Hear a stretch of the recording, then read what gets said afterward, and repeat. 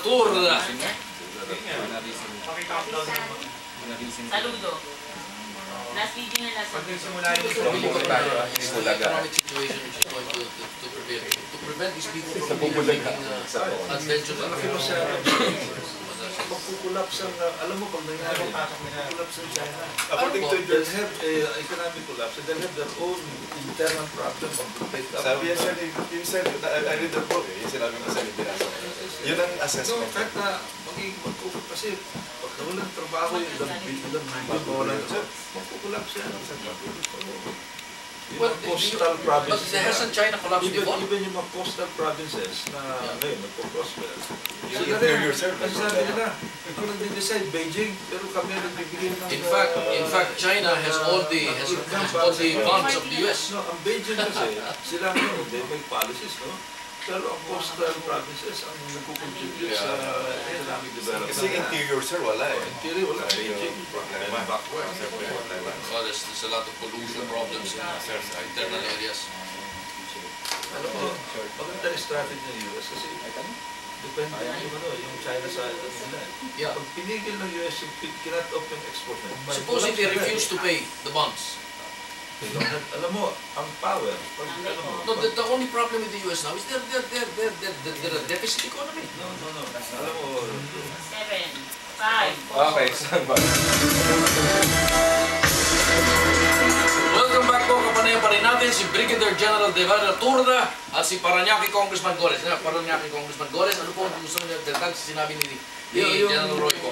Yung pong bakit meron tayong insurgency problem? Totoo yan, ang pinakadahilan niyan, yung poverty.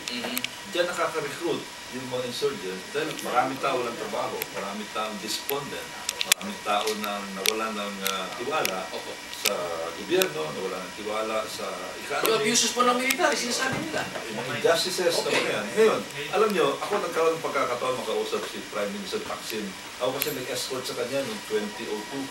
Magkausap kami. Malaman niya na academy graduate ako. Siya, academy graduate sa police academy nila. He became very warm to me. Kinuwento niya kung paano nabawasan at nawala yung insurgency sa Thailand. Economic development. Economic development. Di-develop na economically yung mga lugar na nililikutan ng mga insurgency. Wala na. Kasi may trabaho na. Yeah, may trabaho na. Isang tao may trabaho, hindi na mag-iisip ng gulo yan. Tama. Kasi ayaw nang magulo. Kasi masisira hanap buhay niya.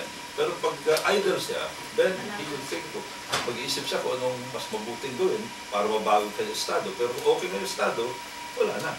So yan ang susi ngayon. Kaya sinasabi ko nga, ang AFP dapat instrumento ng economic development. Bawat piso na ini-invest natin sa AFP, meron dapat economic. Ang ibig nyo sabihin, dapat sila tumulong sa engineering, let's say mag-engineering batalyon po sila?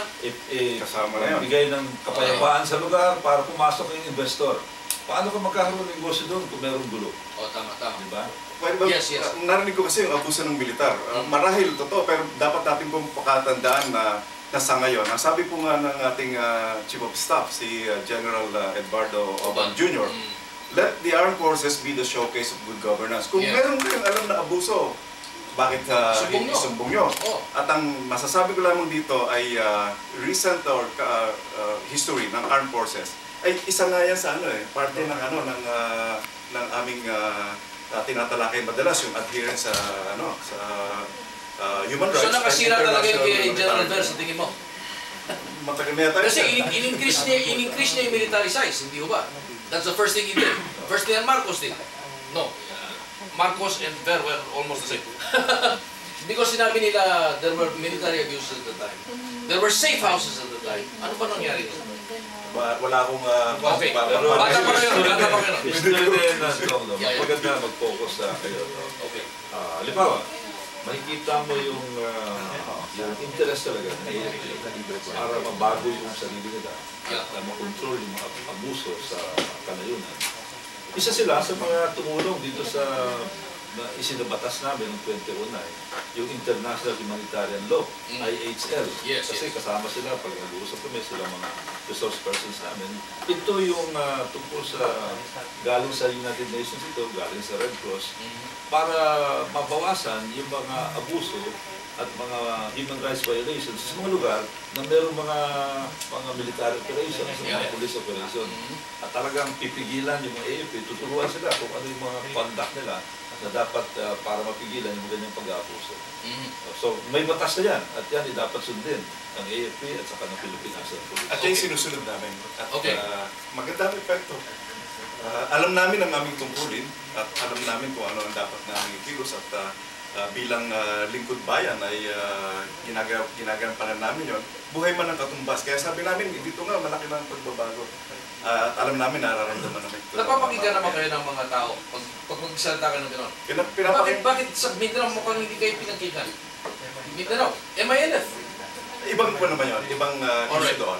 Ibang usapan naman yan. Kasi doon, andun pa rin yung merong grupo doon na parang tinatrato nila ang kanilang sarili na iba. So, meron siyang sariling flag, may sariling adhikain na pinipilit natin na maging compatible sa ating development program. So, we have this peace initiative. Yes. Na at the same time, andun ang security concern, no? Andiyan ang AFP, and of course, the Commander-in-Chief of the President of the Philippines, Ano po yung who must balance both Yes. security interest at saka yung ating dream for peace. Ano po yung ATS? Ano po yung area of temporary state? Na hindi na kumuha ng permiso yung grupo ni, sino ba? Colonel, sino ba? Colonel, si ano yan? Basta, yung grupo daw na pupunta ron, na mga ano raw, mga nag-aaral lang mag-swimming. Hindi naman po siguro totoo yan. Isa sa mga sinabi nga natin. Makari. Isa sa sinabi ko kanina na doon sa spectrum na dapat na gampanan ng role ng armed forces. Ito nga yung support to law enforcement or SAMSA enforcement. Itong mga ating kasamahang kawal, sundalong Pilipino ay pumunta roon upang ipatupad ang isang law enforcement. They were trying to enforce two warrants for yes. Hindi sila pumaroon upang sagupain ng MILF at mag-violate ng peace agreements sa ating may peace talk ngayon sapagkat gusto natin kapayapaan. Sila ay pumunta roon upang magsagawa ng isang... Bakit binanatan sila? Ito po ang na-discuss na rin naman. Marahil nga, inamin na ng armed forces na meron tayo itong tactical lapses. Subalit, ang layunin sa pagpunta roon ay naaayon sa roles ng Ano po yung ibang kaibahan ng sinasabi na po ng MILF ngayon sa mga sinasabi po ng NPA? Ano kaibahan? Kasi sinasabi niyo yung MILF may ibang may meron kasi parang tinatawag na parang fixed area, no? Yes. Meron agreement diyan na galangan. Yes. Bago pumasok, meron mo ng prior notice. Yes. Pero coordination doon sa agreement naman, klaro din na pag merong i-enforce ka, halimbawa merong lumabag ng batas at merong arestuhin, dapat yung kabilang panig ay tumulong. Klaro yun sa agreement. Except na dito nga sa Basilan, talagang medyo may kaguluhan talaga dyan. Hindi nila ginawa yan. Yung ETS po, yung area of temporary state. Alam mo nung paman, pag meron dyan sa Basilan, talagang medyo may magulo ang MILF group dyan. Na dinidisown ng MILF headquarters. Dahil sabi nila, alam ba, mayroong operation against Abu Sayyaf noong una. Pag papasok na yung military, makikisaw-saw yung MILF. Dahil sabi nila, mga pinsan nila, mga kasama nila yun. Mga kasama nila, mga renegade bansa yun. Pag lost command, gano'n din daw. Lost command. Hindi mo malaman ngayon kung sino ang MILF, sino ang Abu Sayyaf. Kaya ako, pag ganyan, pabor ako doon sa all-out offensive doon sa lugar na yan. Yeah. Para talagang ma-enforce yung ating batas. Hindi ba pwede na gano'n ang gagawin? Pero wag nating ikalat sa doon lang, i-focus natin doon kung saan mayroong problema. Pero totoo ba yun, General, na talaga hindi sila humingi ng paumanhin? Hindi sila humingi ng coordination? Bakit yung magko-coordinate? ATS na yun eh. Hindi, malayo. Malayo po yun. Mga 4 na kilometro away from there, paano papasok yun?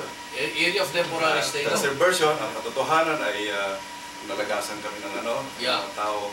At ito ay tumutupad lamang sa kanilang tungkulin bilang kawal. Kanina tinanong kayo, sa bansa. bakit kayo nagdi-declare ng victory sa Zamboanga, Cebu ba ito? Marahil ay yung objective. Ang nag-declare dito ng victory ay yung ground commander sa area. Ang objective nila ay ma-neutralize huwag na natin gamitin yung neutralize, masira yung pinagpupuntaan ng mga criminal elements doon sa Sitio Talaib, sa Barangay Labatong Payaw, sa Zamboanga, Cebu, at naging matagumpay. Na-capture na ba ninyo? Nandun na sila. Okay. Hindi raw eh. Nakawala daw yung yung hinahabol ninyo. Nakawala daw. Wala na rin doon. Yun ang version nila. Pero subalit ang mga katibayan ay nagsasabi na naging matagumpay naman. Kung yung Okay. objective na yun ang pag-uusapan, ika na. Na-overrun na. Overrun na. Tumakbo na sila. Okay, we'll take a final break. Magbabalik ang Kalibre 41. Second.